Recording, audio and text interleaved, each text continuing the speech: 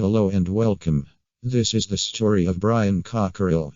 Former gangland enforcer Brian Cockerill has revealed how the tragic suicide of his brother led him to crack cocaine addiction and depression. The former taxman speaks candidly about his struggles with drugs and his former underworld life in a new documentary called Back to Life. Hartlepool filmmaker Paul Suggett has directed the short video, which is currently available to watch on YouTube. In it, Brian speaks honestly about his associations with notorious Teesside figures like Duffy, as well as the fact he's now a changed man. Read more. The taxman is dead. The real Brian Cockerill is here. Former hardman's mission to help suicide of brother. One of the more poignant moments of the documentary details how the once famed Middlesbrough hardman took a downward spiral after his brother committed suicide.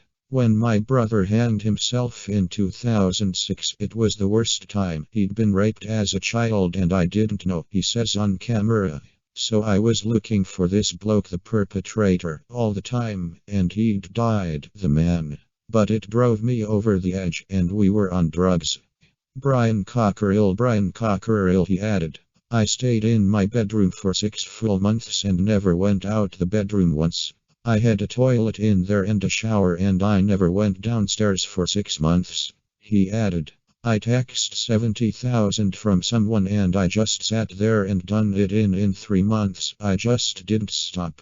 Every single day it was like crack. That's the only way I could escape it. Self-medicating, and it wasn't doing any good whatsoever. Read more. Bouncing, blood-soaked rubber, left Teesside Park shopper terrified on footbridge introduced to drugs. Brian Cockerill during his time as a young weightlifter. Image. Evening Gazette. Brian, 54, who now dedicates himself to educating wayward youngsters, also explains his connections with Duffy and how Duffy introduced him to hard drugs. He turned me to the dark side. He was like Darth Vader and I was Luke Skywalker, Brian says. I didn't even know what a drug was. I'd never seen one. I started taking coke with him, and then we had crack. It was alright at first, it was a giggle.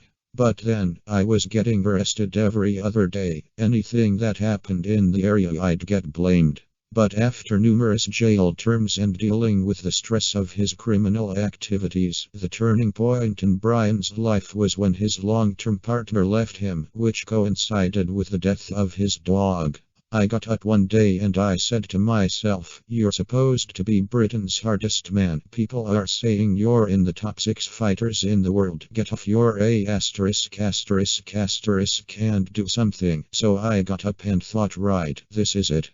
And since then I've been off, I've been clean. I don't do drugs, I don't even think about them now. Brian Cockerill bodybuilding career lost. The documentary also reveals how Brian's drug habit cost him 3 film roles as well as a potentially lucrative bodybuilding career. But the film's lasting message is simple: a life of crime can only end badly. I should have been killed 1,000 times. I don't know how I'm still here, but if there's a God, I'm here for this purpose. I've had about 20 partners with me who have taxed, and all have been shot and killed, stabbed and killed, or doing life in jail. Crime doesn't pay in the end, believe me. A Facebook page called The Resurrection of Brian Cockerill has been set up, which encourages people who may feel at a loose end to get in touch. Brian then meets them for training sessions or speaks to them about their mental health in a bid to help.